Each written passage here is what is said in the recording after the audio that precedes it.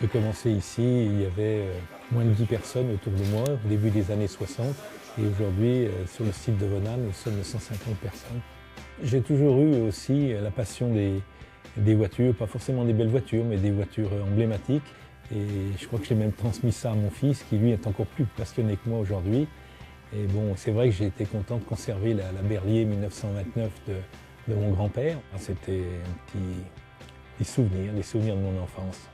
En janvier 63, mon père m'avait acheté une Floride. C'était un cabriolet Renault à l'époque. Et puis très rapidement, j'ai acheté une Giulietta Alfa Romeo. Voilà, un petit coupé. Et j'ai eu beaucoup de plaisir avec cette voiture.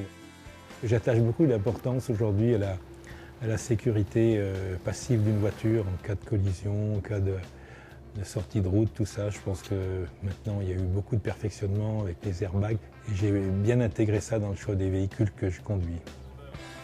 Mon meilleur souvenir, c'est quand j'ai pu marier l'agrément de la conduite un peu sportive sur les circuits et la convivialité, parce que pendant plus d'une dizaine d'années, il y a eu le volant des chefs qui était organisé conjointement par Porsche et Moët Hennessy. On était à peu près une vingtaine au Mans pour tourner sur le circuit avec les moniteurs. On a tourné, on a appris à négocier les virages, faire des dérapages, freiner au dernier moment très fortement pour pouvoir négocier la courbe. Non, j'ai appris beaucoup. Ce qui m'intéresse et ce qui me passionne, c'est de voir l'évolution d'un véhicule. Quand je remonte dans ma Mercedes 500e, je m'aperçois avec la BMW Grand Coupé 640, l'évolution des techniques. Je ne parle pas de l'informatique à bord, mais on a une puissance moteur avec la 500e qui est énorme. Mais on fait moins corps avec le véhicule qu'avec les véhicules d'aujourd'hui, qui ont une tenue de route beaucoup plus précise.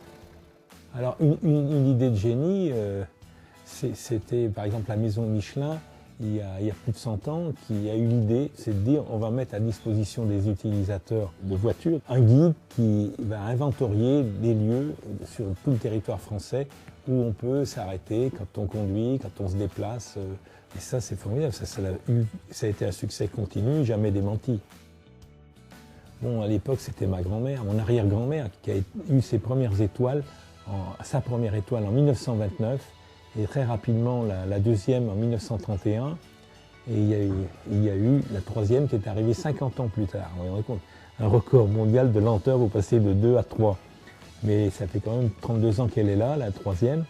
Et donc c'est un peu notre fierté. Et ça illustre bien un petit peu la tradition de cette maison, attachée à la qualité, au maintien des traditions. Michelin dit que les meilleures performances sont celles qui durent. Et ben moi j'ai le même sentiment dans ma cuisine. Je dis qu'il faut toujours être en progrès pour paraître seulement aussi bon. La vocation d'un cuisinier, c'est pas seulement d'élaborer des plats tous les jours, de les concevoir, les imaginer, mais c'est aussi de transmettre un savoir-faire et l'enthousiasme si possible.